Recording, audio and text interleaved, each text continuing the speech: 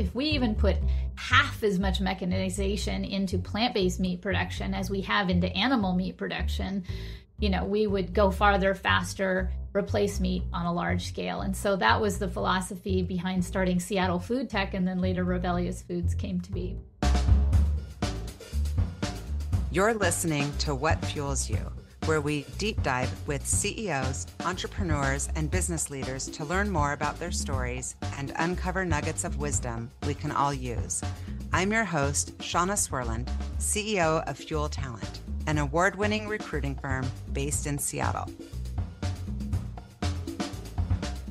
Today's guest on the What Fuels You podcast is Christie Lagally. Christie is the founder and CEO of Rebellyous Foods, a food production technology company working to make plant-based meat price competitive with animal-based meat. Lagally began her career in the aerospace industry, working on testing, designing, and manufacturing commercial airplanes at Boeing. Now at Rebellyous, she focuses on designing novel manufacturing equipment that addresses the two most significant obstacles facing the plant-based meat industry: cost and quality at scale. Welcome, Christie. So good to see you. Thank you so much. I appreciate being here with you. Yeah, I've been wanting to have you on for a long time, from when I first met you, I think it was maybe last year at the GeekWire Awards. And your company is just so impressive. I loved preparing for the interview.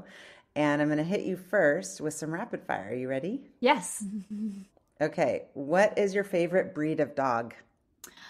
No breed. I love the mixed breeds. You love the mixed breeds. Do you have a dog? I have two dogs. They are both mixed breeds. I have a puggle, mountain dog of some sort, and I always say the front half is puggle, the front half is beagle, and the last half is puggle, or pug, I guess. Oh, I love that. And then I have some sort of whippet Chihuahua, I don't know, greyhound cross. She runs really fast. What are their names? Leia is my tall dog, and the greyhoundish one. And then Barney is my puggle cross of some sort. And Those are such cute names. They're both 13 going on 14 years old, and they're good dogs. Oh, wow. Yeah. I'm on the fence around getting a second dog, because I feel like it'll keep my 7-year-old dog young. Yeah. Active. Oh, I think multiple dogs is a great idea if it's the right thing for you and your family. Oh, yeah, for sure. Okay, so is there a book that you have read more than once, or that you find yourself often recommending to others? Oh, yes. I am such a big fan of Jim Collins' Great by Choice. Jim Collins, of course, is a world-renowned researcher into the effectiveness and impactfulness of businesses and how they made business change the world long-term. So, companies like General Mills or Southwest Airlines, things that transform the industry, usually for the better. And he wrote a number of books, but Great by Choice was probably my absolute favorite. But there were really good nuggets of wisdom throughout his series of books and research on building good businesses that make a difference. Okay, I earmarked that one. I just put a note to myself. I'm going to check it out. Great. What is your favorite source of protein beside Rebellyous? Oh, I am a tofu connoisseur. I love tofu. Firm, the extra firm? Everything. I'll take anything and everything. It doesn't even have to be made out of soy. I love garbanzo bean tofu, pea protein tofu. You can make tofu out of a lot of different things, and there's a whole kind of YouTube genre videos that teaches you how to do that. I don't cook myself, but I love it when I do get a chance to buy other types of tofu from different protein sources. Yeah. And is there some sort of app on your phone that you find yourself I could never live without this app? Oh, gosh. An app on my phone. I just started, I would say I feel like now I couldn't live without it, but I just started I got this app called Aura for mental health, mindfulness, meditation, progressive relaxation. And right now it is my absolute favorite app. Is it like I use the it Aura every Ring? day. I don't know. I think it's just a coincidence that they're named similarly, but it's an app that has everything from like mental health support to, talk therapy to, just everything you can imagine when it comes to, just listening for mental health purposes. So it even has stories so you can go to sleep by, things like that. It's really great. Is it AURA? That's right. AURA. Okay. Yeah. All right. Check it Another out. nugget from you. I appreciate that. Do you have a hidden talent? Oh, goodness. It's not very hidden, but it's definitely not very out there as I'm a ballet dancer and I have danced for, oh gosh, 28 years now. And I don't know if it's a talent, but it is something that I am proud of. I just don't do it in public. So I guess that's a hidden talent. Are you actively doing it now, like in classes? Yeah, I take classes that's really once or twice cool. a week. And there's a whole group here in Seattle, of a community of people who do, adult ballet on a pretty regular basis. So you get to know pretty much everyone. I have to say, oh yeah, I would imagine that you're in incredible shape. I did ballet for a split second. I mean, several years, but as a little girl, and it's tiring. It's tiring. You have to be in really good shape. It's hard. That's impressive. That's really impressive. You got to keep it up. You'll stay lean. Thanks. Oh, yeah. Is there a favorite music genre? Oh, goodness. I don't have a favorite genre, but I'm a pretty big fan of Lizzo. I don't know. Somehow she just embodies what I feel in a day. And then I absolutely loved, you have to check out the Barbie album if you haven't already. Yes. If you love the Barbie movie, the Barbie album was even more fun. So maybe not a genre, but it's definitely worth it. It's on Spotify. Okay, I'm putting that down. And is there a dream place in your abundant spare time that you want to go visit? It's on your bucket list? Oh, yeah. I've been wanting to get back to Hawaii. I've only been there once in my life, and that seems like a fairly simple thing to do from Seattle. But I always seem to be kind of tied down by dogs. So I just want to get to Hawaii one of these days, hopefully this year. So I guess I have an amazing woman who takes care of my dogs if you ever need. Oh, that would be fantastic. Okay. Well, my dog. I don't know why I said dogs. My dog. But I've referred her to a few friends, and so that's why I said dogs, plural. Yeah, she's great. Or Rover's awesome. I had them. I had the founder, Great Goddessman, on here, and people have had a lot of success. So you need to get to Hawaii. That's your 2024 goal. Yeah, definitely. Okay, cool. So tell me, you grew up in Golden, Colorado. I know. That's right. Tell me more about that area and your upbringing with all sorts of animals. Yeah. So I grew up in Golden, Colorado with my mom and my two sisters and my grandmother. And we had a couple of dogs, a couple of cats, a couple of rabbits at times. We had horses, which was a very common thing. Oftentimes people had horses. They either took care of other people's horses. And so I was around animals most of the time, one way or the other. And and then there was, at that time, Golden, Colorado was much more of an agricultural town than it is now, having gone back at one point 20 years later after when I was around, I don't know, 40 or so, I guess, or in my late 30s. And I found it to be such a modern place. I was so shocked because, even when I left Colorado in like 1993, they were still walking horses down the middle of the road. Oh, that's cool. I kind of think that would be amazing to be raised like that. Yeah. So, I mean, it's like maybe a crossover time in society where I did not see that going back. It's much more of a modern place to live now. But and how old were you when you moved to California? How old were you then? I moved to California when I was 17. I actually went and lived with friends and graduated from high school and went to college in California. And so I actually graduated high school in California, but it was but I left Colorado at that time, and I went to live in East Bay of the Bay Area. What made you do that? Yeah, I mean it's kind of a little bit of a tough story.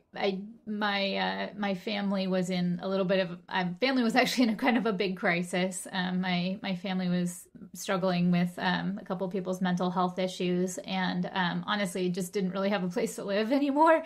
And so I went and lived with friends for a while. Well, I went and lived with friends in California, and it was kind of the best thing to do at that point. I took the dog, and because I love animals at that point. So the best thing for us was just to kind of divide and conquer. And so I went and lived with friends, and a couple of my family members stayed home, and my older sister had already left home, and so it was just the kind of necessity to kind of get Yeah. some help from other people.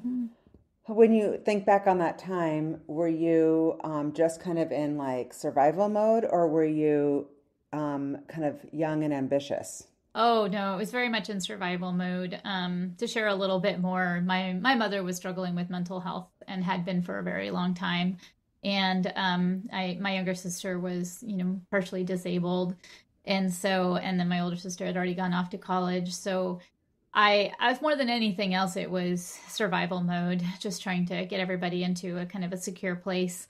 And after that was kind of settled, I decided to go live with friends. So, I never thought about it as an ambitious question. It was definitely a brave one. I packed everything I had in a little car that I had at the time that was two-door Mazda 323, and drove it across, well, halfway across the country, and Yeah. started high school about a week later after that. So Yeah, interesting. I feel like, as a mom, and there's so many things out there right now about, I mean, it always have been about parenting and just kind of what you want for your kids. And I think like resilience and like what you showed through that is something that's really hard to teach. And I'm curious if you would attribute some of that pain to your drive and success. Like sometimes when you hear these types of stories, it's a little bit like you are where you are in spite of it yeah, all. It wasn't likely to happen, right? To yeah. just like here you are as CEO of a company that's raised millions of dollars, very visible. Hmm. What do you owe that to? Or when you think about it, does it feel Yeah. like, of course I am, or does it feel like an accident? Like, It what doesn't would you feel like say? it. Of course I am. That's for sure. Yeah. It feels like, well. So I mean, I feel like I learned self sufficiency from a very young age. Both my parents struggled with very, very serious mental health issues, and I most of my growing up was taking care of other family members, even as a very young child. And so, I did that till I basically couldn't anymore. And but in terms of like taking care of myself, I just learned self sufficiency from a very, very young age. Um, Perhaps, sometimes I think, okay, well, maybe that's why I would succeed in a startup, and I guess time will tell. But the it definitely sets you up for, well, you can try big things, and if you fail, you only have yourself to blame, you know, and but I don't know if it necessarily was what motivated me to like start a company. I actually really wanted to go work for a company that felt like I was using my skills to make an impact in the world. And I had, I ended up going to school to become first in psychology and then later in mechanical engineering. And that that really set me up for like all of those things I was doing because I wanted to be contribute positively to the world. I don't know why. I just I felt like That's just that who was you my were. goal. It was Yeah. just my goal in life. And Mm-hmm. also I just saw so much suffering around me. I really wanted to do something about it. I also feel like I kind of owe the world the benefit of being a good citizen and being a contributor to the positive state of the world, in part because I actually feel really lucky. I'm lucky in health, and in a lot of ways I'm actually pretty lucky overall in family. I know that there were many people that I lived on either sides of me in Colorado and other parts of times in my life that had it much, much, much worse. And that that's a really painful thing to see kind of on either side of your life, whether they be, kids being abused by their parents or animals being abused by their owners or things like that. All of these things stuck deeply in me to want to do something about it. And I think that's one of the hardest learnings in life, is that a lot of people don't realize that it actually helps the pain that we feel around these issues to actually do something about it. Sometimes, 100%. Give you a sense of purpose, for sure. A sense of purpose, and in a lot of ways, sense of even a little bit of control. Even when I'm feeling like, oh my God, I don't know how to help this particular issue, even donating makes a big difference. It puts me in a place where I'm like, okay, at least I'm doing something, right? But I would say, I also wanted to be able to grow and make a bigger impact, which is why I, really got learning about the books of Jim Collins and other companies that have, changed the world in some way, because there are a lot of big problems out there, and the more you become aware of them, the bigger you realize they are, and the more it's harder to feel like you're actually going to be able to do something about it.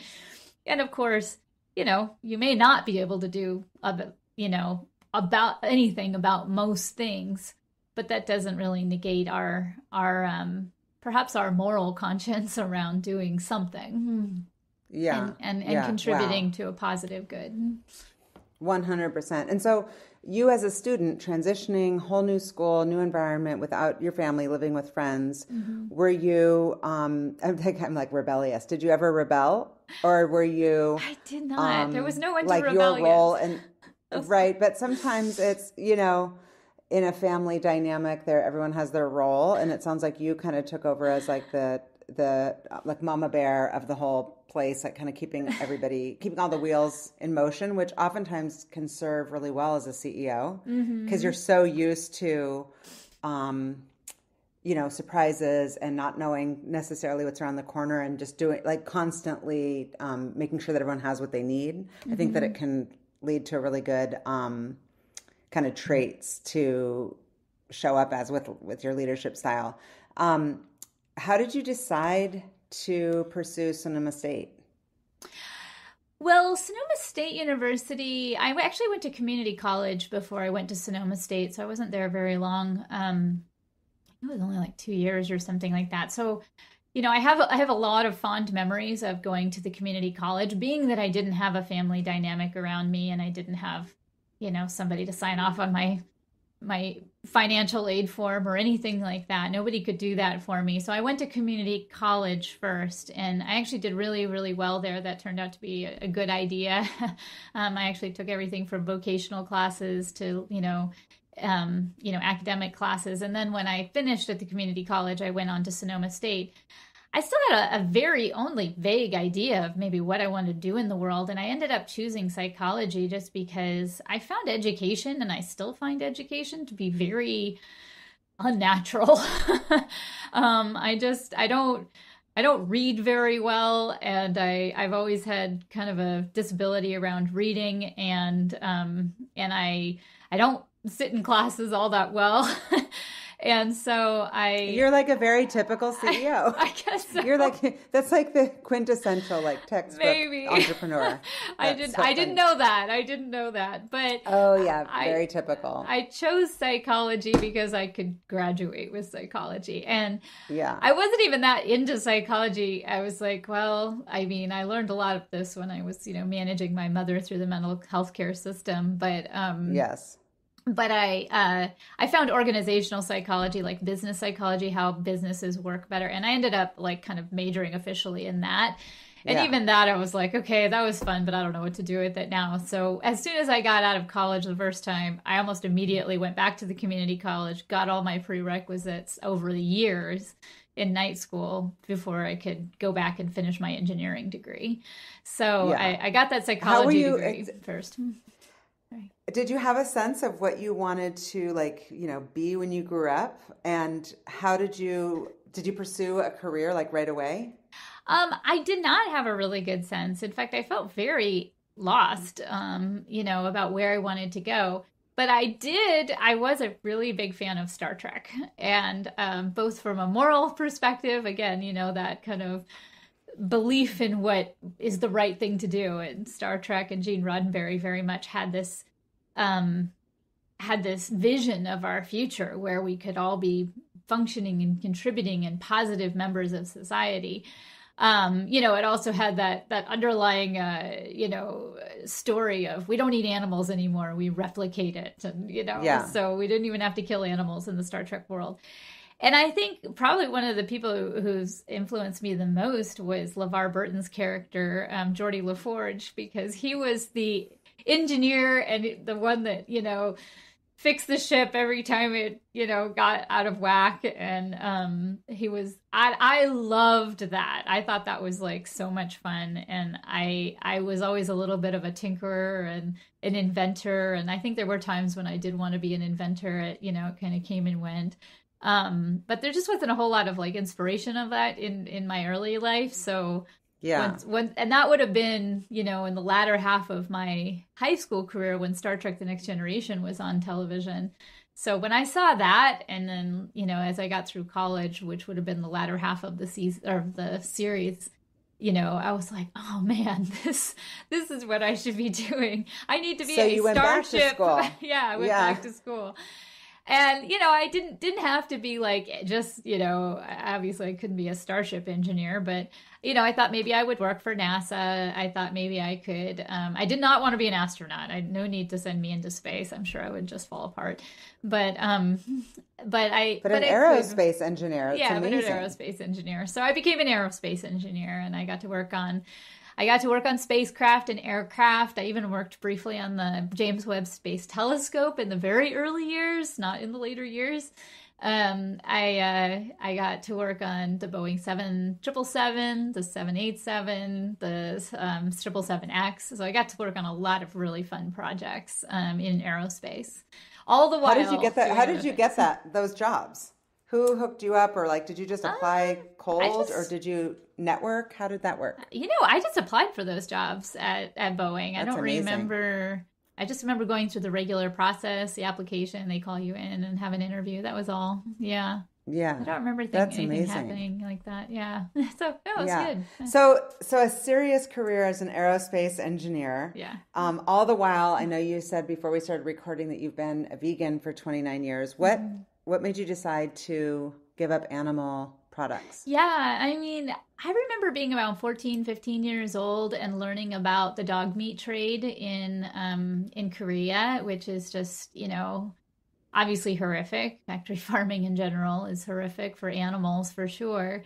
And I was just appalled. At that point, I was just like, how could we eat dogs? Here is my friend, I'm not going to eat a dog. And then, it didn't take me very long to rationalize that maybe eating animals was a morally questionable, thing that there's a reason people question it. There's a reason it comes up in, almost every major religion. And so it was my love of animals and my acceptance that they were whole beings, that I really didn't want to eat animals. So I was a vegetarian until I was about 19. And then, approximately or so. And when I was 17, I definitely became a vegetarian. And then when I was 19, I wrote a paper at the community college for a health class. And it was supposed to be about vegetarianism. And so I researched vegetarianism because I was just doing it because I didn't want to eat my friends. And when I researched it, I was like, oh, there's a real argument for veganism here, right? And I ended up writing it on the health impacts of veganism. And this would have been 1995. Wow. So at that point, I just became a vegan. Well, the crazy thing was, it was September of 1995. And it was like the first paper I was supposed to write. So it was like, class started in August. By September, I had finished this paper. And, I had always had severe respiratory and stomach issues my whole life, starting from about 4th grade onward. I didn't know what it was. No one, my family they did not see doctors. They did not believe in seeing doctors. So I'd never been to a doctor. And so I never, complained about my health issues. And so, I'll never forget, on Monday, I went vegan. and I never ate meat, dairy, or eggs again. Dairy and eggs was really what it was. And I actually seemed to not be able to digest eggs, so I was really just dairy. And by Friday, I had never had a respiratory or stomach issue again. So I was actually severely allergic to dairy, and actually later realized I was severely allergic to eggs too, and both allergic and what do you call it, lactose intolerant, which it just didn't agree with me. So I always say I'm like the poorest person to ask about how to go vegan, because it was so easy for me. I was like, thank God. Yeah, you're thank like, God that's over. Incredible. Yeah, yeah. You feel amazing. Yeah, I felt it was like enlightenment. I never felt so good in my life. And at that point I was, 18, 19 years old. I was under 100 pounds. After I became vegan, I finally hit, maybe 105, 19, 110 maybe, I think. So, and I stayed at like 110 until I was latter part of my 30s. But it was just that was just how poor I was actually digesting food. It wasn't until after that, going vegan, that I could actually gain weight. So, so anyway, for me, it was, there are health, benefits for many, many reasons. But, now that we know so much more about the benefits of eating a, good balanced vegan diet, of which I may or may not eat, I eat vegan, but I'm not sure how balanced it is sometimes. Yeah. But how cool that you created a whole business around it. So tell me about the idea for Rebellyous Foods. Where did the idea come from? And the name. I love the name. Yeah, thanks. So I actually started the company as Seattle Food Tech, and that is actually still our corporate name. Rebellyous Foods was added later, but I started Seattle Food Tech in 2017 based on this idea that I could see there was a really big gap in the production of meat alternatives. So if people wanted to eat less meat, one way to do that is to eat a meat lookalike, either tofu or a plant-based nugget or, a faux hamburger of some sort. And as those products become better and better over the years and decades since I became vegan and vegetarian, what has not happened is the price has not come down, and the quality sometimes was variable, and the volume was just not there. Like, people often just couldn't afford it. You certainly couldn't drive into a truck stop in the middle of Nevada and find a veggie burger. So I really looked at this from an engineer's perspective, and at Boeing Commercial Airplanes, I actually worked on manufacturing technology, where I was developing automated tools for the assembly of the aircraft wing. And I really learned a lot about manufacturing technology and the benefits it has for lowering the price of a product, in that case, the wing structure, but improving the quality at the same time. So those fundamentals of high quality, lower cost, safer operations, safer labor, were all the philosophies around manufacturing technology. And so, once I started to think, okay, well, I've had this career in aerospace, I want to go do something different. How can I take that theory forward? And manufacturing technology plus the, plant-based meat industry, well, they were almost a match made in heaven, because, we've been industrializing meat production to the point of the fact that, we kill over 60 billion animals on this planet every single year. And the reason we can do that with only 7 billion people, by the way, or almost 8 billion people, is because of automation and mechanization, manufacturing technology. And so I was like, well, if we even put half as much mechanization into plant-based meat production as we have into animal meat production, we would go farther, faster, replace meat on a large scale. And so that was the philosophy behind starting Seattle Food Tech. And Seattle Food Tech, eventually we got some traction, some funding for that. And we decided we needed to be a direct producer of high quality plant-based chicken products, and specifically do so for the public school system. I met a couple of people at the Humane Society of the United States, where I also volunteered when I still worked at Boeing. So Josh Balk and Christie Middleton were people that I met at the Humane Society, and they're like, somebody needs to make a plant-based chicken company that has low cost and high volume, can conserve the public school system. And so, I started putting one half of my brain together and the other half, and that was where Seattle Food Tech and then later Rebellyous Foods came to be. That's amazing. And so when you said that you got some funding, how did you initially fund the business? I mean, even just setting up the business and hiring your first, who was your first hire? Yeah, our first hire is actually an all of that. employee. Yeah, her name was, my first hire was a woman named Brenna Taylor, and she actually still is with the company. She's our senior supply chain and logistics manager. We've had great retention in our company, and Brenna is a good example of that. And she's also just done so much to build the company. But I mean, setting up the company is a matter of just filling out some paperwork. We incorporated as a C Corp and incorporated in Delaware. And then you're like, okay, what do we do now? And, it was a matter of just taking one step in front of the other, trying to figure out, okay, what should we research? How do we research it? Where do we research it? Make a product, figuring out how that goes together. It was very much one step in front of the other until things build on each other. And then, there are no, big flight steps or, big miracles. I've never seen a miracle in 6.5 years. But it's really just building on each step and each day. But being a producer and a technology developer was probably the hardest thing we could have done. And it was also the best thing we could have done. Like I hesitate to even say that because it was so painful, but knowing what you're doing makes such a big difference. And so, it's very tempting to just want to isolate the problem into like, oh, I can fix this one little problem. Or if I had an app, we could just fix this one little problem. Well, we weren't working on a little problem. We were working on industrializing plant-based meat production so it hit price parity so we could feed a public school system, And, that's when I've learned over the years that certainly those hard steps forward are not going to be, they're not going to be fun all the time. And I have to tell you this one story. When I was at Boeing, there's a test pilot at Boeing. Her name is Christie Walsh, and she started out as an engineer and wanted to be a captain, a test pilot. And she spoke at Boeing, and one of the things that she did to work her way up to various different roles to go from an engineer to a test pilot, which is a big jump, by the way, is to just take all of these, whatever jobs she had to do that. And that was really the approach I had to take. The advice was do the job no one else wants to do.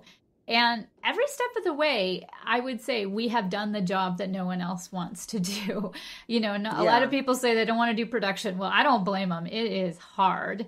And a lot of people say I don't want to do like hardware work. I've had entrepreneurs say that. And I was like, well, that's true. You could also work in the software arena, but hardware is as hard as it sounds. So we had to work in food, we worked in hardware, the problems we're solving, oftentimes we have to say, look, we're not tunneling neutrinos here, and we're not changing things massively. But when you're dealing with hardware and real world changes, you have to kind of go in smaller steps, but you make a huge impact in the end. Because otherwise it's very, very hard to move a physical industry in a different direction. Unlike software, where you can make a really big difference just by diverting users from one platform to another. 100%. So there were two questions I wanted to come back to because I didn't get, how did you come up with the name Rebellyous? Oh, Rebellyous. And then also the funding, like that initial funding, I guess your seed round.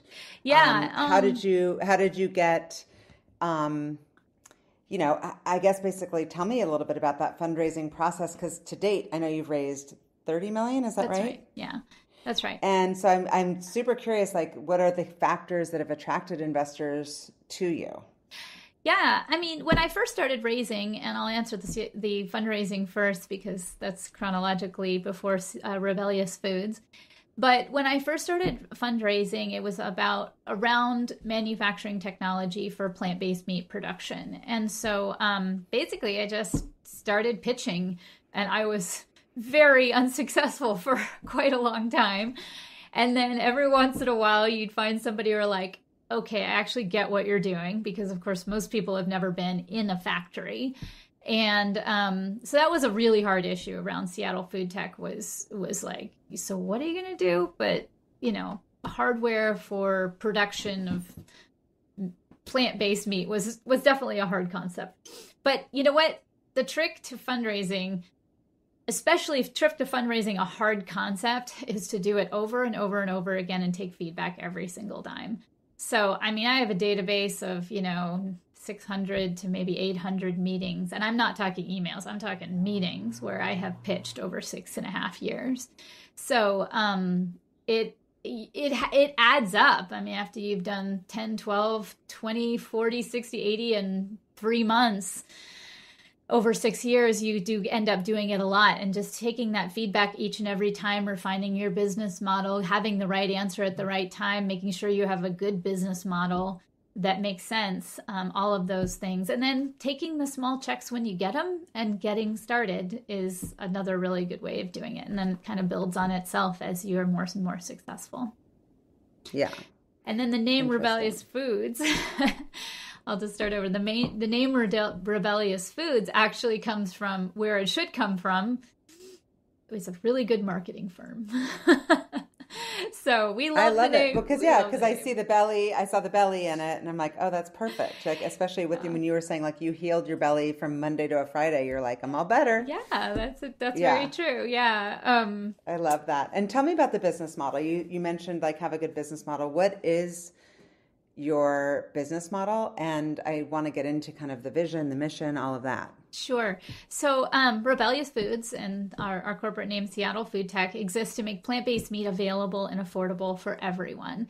So we do that by designing and deploying automated food processing equipment that we custom built ourselves. Essentially, we went back to first principles of engineering and we designed the right equipment for the job. So almost all plant-based meat today, even today, is made in off-the-shelf meat processing equipment in meat processing facilities. So almost all your veggie burgers and chicken nuggets are being made, right next door to a line that's also processing animal meat. But honestly, if you can imagine how you deconstruct a chicken into a nugget, it is very different than how you take proteins from a plant and turn them into a plant-based chicken nugget. And so we decided we needed to go back to the drawing board and design the right equipment for the job. And that's what we've been doing for 6 years. We designed a system that was first called the Mach 1 and then the Mach 1S, and now we're deploying the Mach 2. And that system automates all the most laborious and difficult parts of turning that plant-based protein into a plant-based chicken nugget. Mm-hmm. Yeah. And so when you first started talking about it, you said food tech. And when I was prepping, I was like, okay, we got food tech, we got agri-tech. And I also know that you, in your mind, it's also a climate tech company. Yeah. So at what point in your life, like let's go back now, was it around the same time of becoming a vegan? Did you become like an environmentalist or like caring about the world and the climate? Yeah, and your impact. I would say I became an environmentalist as a kid. I remember issues of climate change being well on my mind as a 7, 8, 9-year-old. So I was always thinking recycling is what I had to do. So I was always trying to recycle and drive less and things like that. But as a climate tech company, food tech is a very big, broad concept of trying to figure out how do we make food better. Climate tech is about understanding we need a lot of solutions to address the amount of CO2 and methane that are being emitted into the atmosphere that are forcing climate change.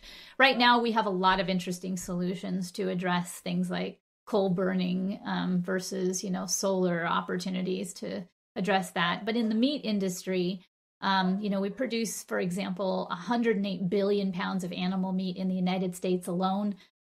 We kill over 9 billion animals in the US, 60 billion globally. In fact, in the whole world, annually, we produce over 771 billion pounds of animal meat. Of that, only less than about 0.5% or even less, like it can be as much as 0.2% accounts for plant-based meat.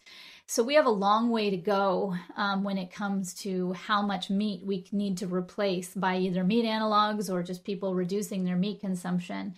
And so what we're working on at Rebellyous Foods is taking that automated technology and making it a viable path forward for plant-based meat production in the existing meat processing facilities that we have today.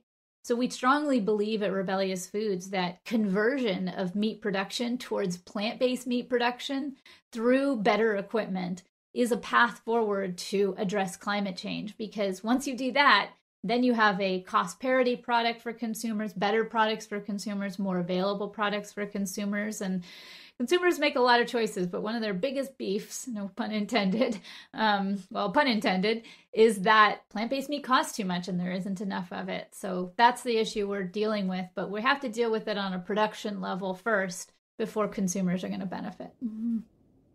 So I just want to make sure that I'm understanding, because in my mind it's a product, but we're talking about the manufacturing part. So when you have customers, I know that you've got the schools. I wrote it down. I can't remember how many schools, but like crazy. Your numbers are incredible. I don't know how many schools you are in. Yeah, but it was a crazy number. Yeah, we are in over 210 major school districts nationwide.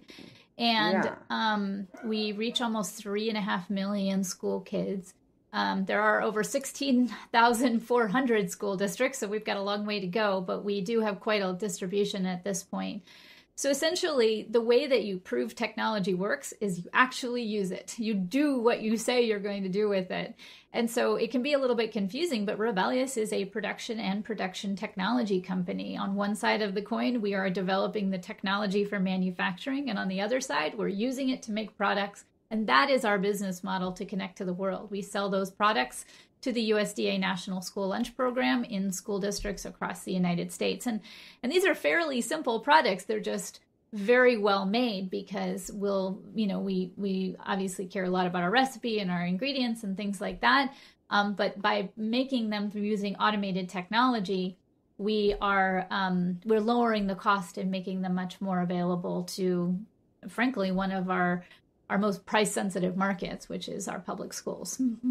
Mm-hmm. And I also read that plant-based chicken is the second fastest growing category in the plant-based sector. Yeah.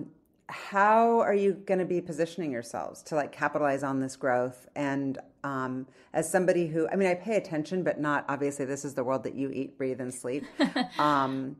What should we expect broadly in this sector, in the plant-based meat industry? Yeah, so the plant-based meat industry, frankly, has tons of room to grow no matter what. There's other issues that we need in order to make those things grow, and one of those is price parity with animal meat.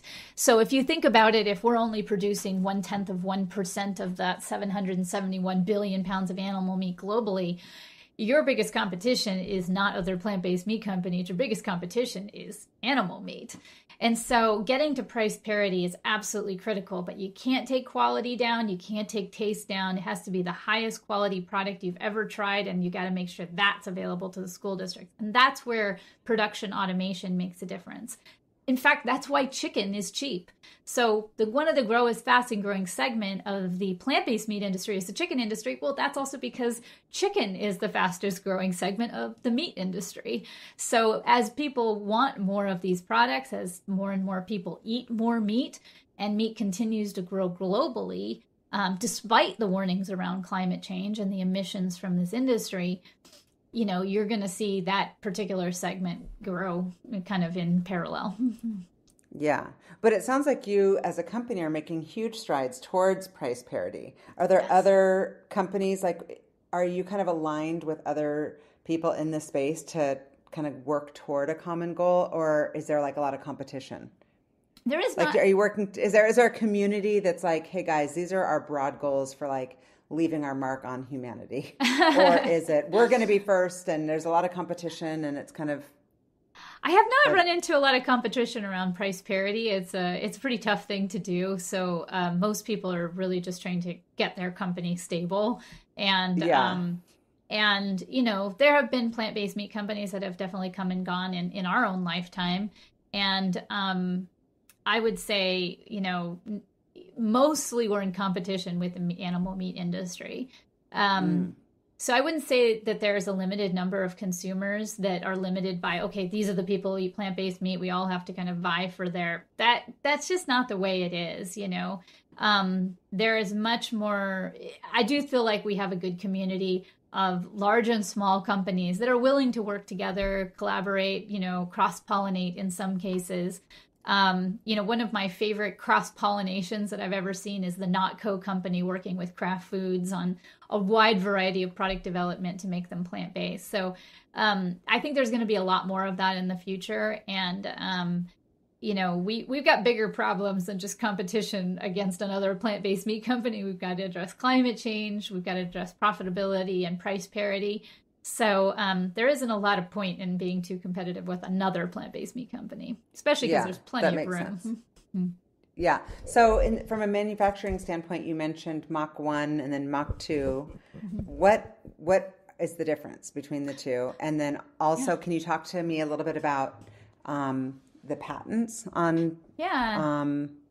So we have an extensive patent portfolio that covers the Mach 1 and the Mach 2, and this is technology that hydrates, what's called emulsifies oils, waters, and starch, which is basically just the same as making salad dressing, and then does final mixing to create the plant-based meat dough, which is the meat inside of a chicken nugget or something like that. So that technology, the Mach 1 was and still is our pilot scale system. It did about 150 pounds an hour. And then we scaled that up over time, figuring out how we could make it bigger and bigger. And then the Mach 2 is the commercial scale version of the Mach 1. The Mach 2 does 2,500 pounds an hour minimum. It can go up to about 3,750 pounds per hour. So that's, 10 to 15 million pounds per year of plant-based chicken products. And so with those kinds of scales, you can imagine, testing is a big ordeal. So, but that is the solution we need, right? Like, when it comes to industrial scale problems, you need industrial scale solutions. And that was our goal. It was not our goal to be a mom and pop chicken nugget company. It was our goal to be an industrial scale producer so that we could serve our favorite school districts. So we could serve LA Unified and Austin School District and Memphis, Tennessee. Those school districts, buy truckloads from us. And those are the schools that would not otherwise have plant-based meat if it wasn't for being able to produce at large scale. And that's the goal of the Mach 2. Mm-hmm. That makes sense. And when I went on your website, first of all, I love it. I think it's got great branding. But I read some metrics or statistics that I thought were crazy impressive. So it says 90% reduction in production workforce costs through automation. Mm-hmm. Tell me if these are accurate, because sometimes I'll tell people, they're like, we got to get that up to date. It's actually 93%. 80% reduction in energy costs by eliminating the need for chilled environment. Mm. 1/3 of the footprint on the production floor versus current production methods. Mm-hmm. 1/4 reduction in sanitation staff, reducing labor costs. 99% reduction in material waste through continuous production. 95% elimination of rework for work in progress with quality at scale breakthrough. Mm-hmm. Like everything is like, wow. I was pretty impressed by that. Well, thank you. I really appreciate that. One of the things that has been an utter joy in being kind of the first company that did manufacturing technology for plant-based meat is I hope one day we have like 5 companies that are competing with us for this. But we definitely got the pleasure of like pulling the lowest fruit off the vine because it was really hard to invent the Mach 1 and the Mach 2, but it wasn't hard as like what the next thing we have to do is, because one thing that every plant-based meat company has wanted is to convert their batch processing to continuous processing. And that was like the bare minimum of what we did. So we took that one, we ran with it, we patented it in multiple countries. And then we did everything else we needed to do, from, equipment level chilling to continuous hydration to everything that was like, okay, let's just fix all these problems that people would, when an operator would rather kill chickens and process chickens than do plant-based meat, that just gives you that gives you an idea of how hard it is to make plant-based meat for the operator. It's so much easier, and there's so many more tools to process chicken. We want to make it so the operator's like, you know what? plant-based meat is much nicer to produce. Now we've got these automated pieces of equipment. I want to convert my facility into a plant-based meat facility. And that's the day we're looking for, is to be that industrial enabler. Yeah, that would be incredible. I have to say, starting in 2017 and then 3 years later, we go into COVID. Your first time CEO, you're getting recognized as a great leader and you're an innovator. Having done recruiting for 30 years, I can say that candidates more than ever during the last 3 years have been very, there's been a shift in their drivers, right? It's not always just, hey, can you get me more money? And there's been a huge shift towards working in an area that they're passionate about, or where they can make a real impact or a lasting impact on the world, whether it's the environment or an issue that they care deeply about. How has it been for you recruiting employees who share your passion around plant-based foods and animal welfare and the climate and all that? Do you make that kind of the number one criterion? Or is it skill set first, and then, by the way, this is also super cool if you are interested? So I would say it definitely has to be a balance. I mean, mission is what's required to stick with hard problems that make an impact. And impact, people want to feel like they're spending, a good portion of their lives at work making an impact, doing something better for the world, just like I did in my earlier days too. And there are a lot of ways to do that. But as climate change is bearing down on us, I think more and more people want to use that skill set to do something about it. It's, again, we talked earlier about it can address your emotional trauma around things like climate change or animal welfare or human health, to actually do something about it, to spend your working hours, do something about it. So the value of, mission is that you can stick with it through hard things. And we have seen some very hard things, because hardware is hard. Things break, things fall off trucks, things explode. I mean, it's crazy what can happen. And, obviously safety is always first, but you have to power through some of those things. And mission is what helps you get through those things. But the other side of mission is that satisfaction of impact, being able to wake up in the morning and feel like your existence is being used in a way that really will fulfill your soul to do something about the world's problems. So, mission matters a lot. However, at the same time, it's not always the right fit. Maybe animal rescue is the right way to go. Maybe being a climate change campaigner is the right way. So I always say, gosh, if you want to be in a startup, it's more than just mission, because you got to have some serious grit. Serious grit. What makes somebody successful at Rebellyous? Are there traits that are hey, we've seen a common thread among our, very successful employees? Yeah, I would just say mostly that grit plus the mission. When you put those together, it usually works out really, really well. And I think that, we have this opportunity to kind of come together and work together for long term as well. Rebellyous is a very stable company, and, we've got a good solid future ahead of us. So I think when startups come with a lot of risk, but we're hoping to, make sure that people who bring that mission and grit, can also feel like they have a long future with us. Mm-hmm. Yeah. And what are the long-term plans for Rebellyous Foods? Are there new products you can talk about, or any sort of expansion plans in the pipeline? I don't think I'm allowed to talk about new products yet, but we do have some new products coming. And mostly we're going to be deploying them in the school lunch program. So unless you're in the 5th grade, you probably won't get to try them. But we are going to be deploying the Mach 2 production system. We are going to be, bringing our costs even more in line with what the school districts need.